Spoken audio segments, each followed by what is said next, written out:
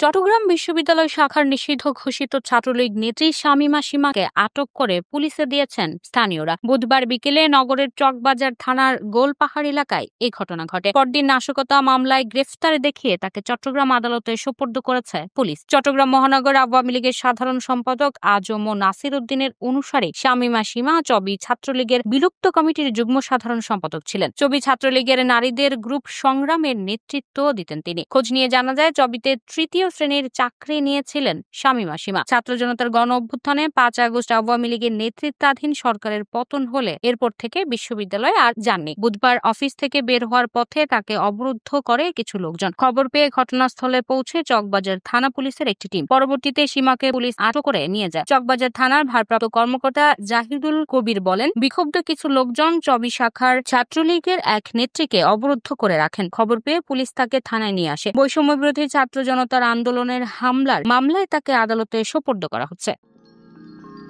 You are watching Raj TV, জাগরণে Bangladesh. Please subscribe our channel.